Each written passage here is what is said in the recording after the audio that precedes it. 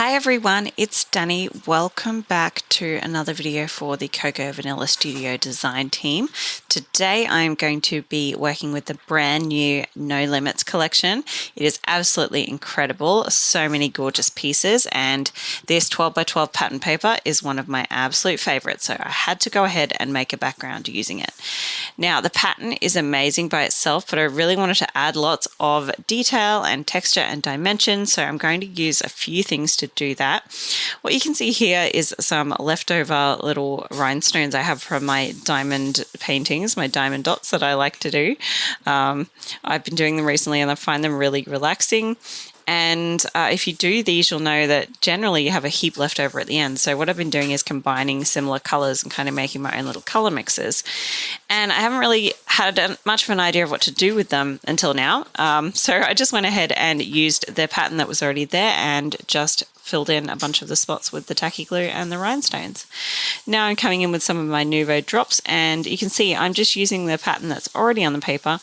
I'm adding some places, some little spots of dimensional paint, and I am just varying the placement. The gaps between the dots are different, the length of the dots are different. Just really going with, a random placement for these. Okay, now I'm going over some of these with this gold, champagne gold Nuvo drops that I have. It's really beautiful. And I think for this row, I did every third dot maybe, or every second dot. For this row, I did some blacks and greys. I won't make you watch this whole process. It did take quite a bit of time, but I found it very enjoyable and very relaxing. So we'll skip 2. And here I'm going ahead and doing a whole ring of French knots. So I just have a piece of teal embroidery floss. This is all 6 strands, and I'm just going to do, I think every eight or so dots on this ring, I did a French knot. So this is real time, just doing my little French knot, and then we'll speed up because actually didn't take as long as I thought it would once I got into the rhythm of doing it. If you've never done French knots before, don't panic. They're not hard to do once you get the hang of them. So I am going to come in with a close-up once I have tied off on the back of my layout here. I will do a close-up of me doing a French knot on a piece of white cardstock just to really show you exactly how easy it is. So I have a sewing awl and a piercing mat that I just use to pierce my holes, just to get ready for stitching. So I've pierced a single hole onto white cardstock here, and just coming in with some more of that same thread. I've tied a knot in the end so it doesn't fall through the paper or the cardstock, and I'm just pushing my needle through from the back up through that little hole. So this is in real time, so you can really see exactly how it's done. It's really quite simple. Pull it all the way through, then you want to hold the excess of the thread in one hand while you wrap it around the needle, holding the needle with the other hand, and then you just pop the needle back through that same hole and pull it through. It's really simple. It's just the way that you hold the thread and the way that you wrap around the needle. So I like to keep everything quite close to the needle, and that helps keep it nice and neat. So there you go. That's my French knot, and just doing another one really up close, just in case you're on a mobile device and it was too small to see in the first shot. Please excuse the state of my nails. So holding the thread in one hand and wrapping the needle. So you can see I just hold the thread taut and do the wrapping by spiraling my needle, I guess. It's the best way I can describe it. I just find that easier.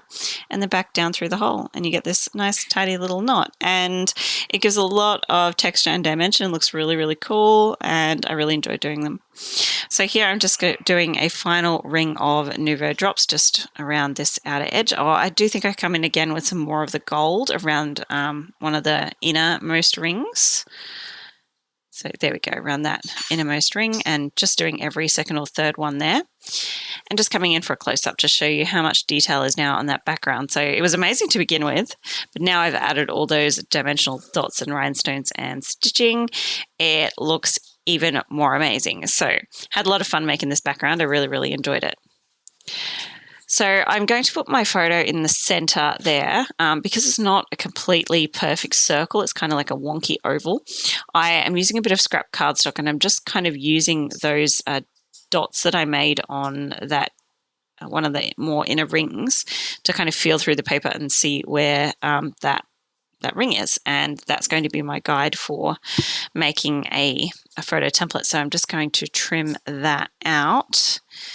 And it's pretty rough, but I'm not too worried about it because none of those concentric circles are perfect circles. They're all a little bit wonky, not perfect. So that means that it really isn't going to be obvious if I don't cut my photo perfectly.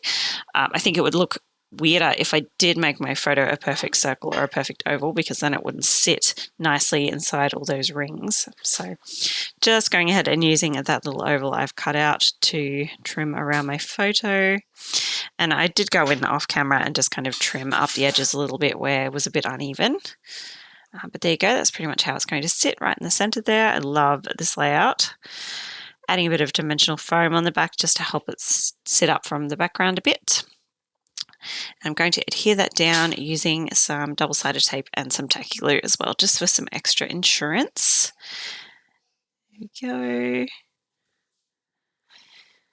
And now I'm coming in with some of the die-cut ephemera. Those stars are just perfect to kind of overlay those stars that are already on the background. So again, I'm really just following the pattern that is already there on the background. I'm just adding these stars back over the top where I've covered them up on underneath my photo, and just adding a little bit of dimensional foam under there to help, prop that star up. And I'll also bring in a bunch of the other bits and pieces that are in this collection. So I'm going to use quite a few of these little chipboard pieces to help create some dimension in the background. So that one is going to go there.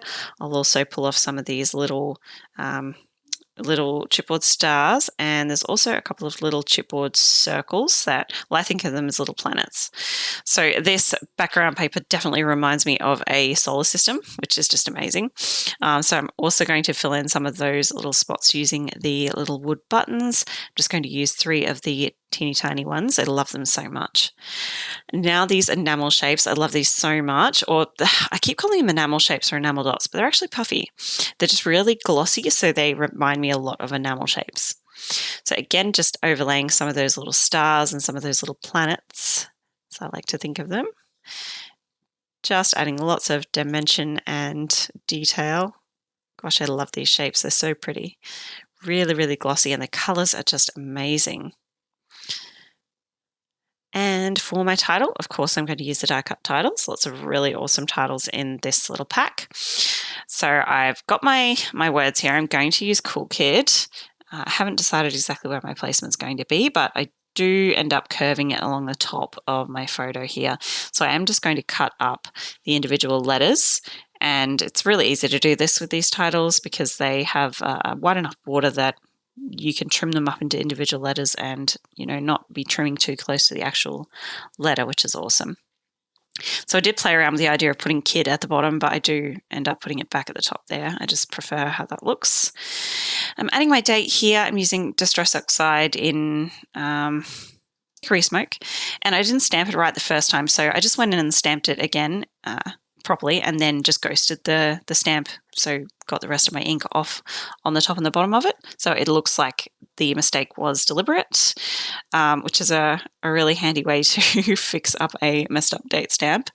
A lot of people ask where mine's from. It's just from Officeworks. It was just like the cheap office supply one. It's not a scrapbooking one. It's just an office supply one. Does the job. So I'm just going to add some foam to the back of this label as well, just because it wasn't sitting very well on top of those rhinestones. And that's the last thing I did. That is my layout complete. I'm loving this new collection. I've been having so much fun with it. Thank you so much for joining me, and I'll see you next time. Bye, guys.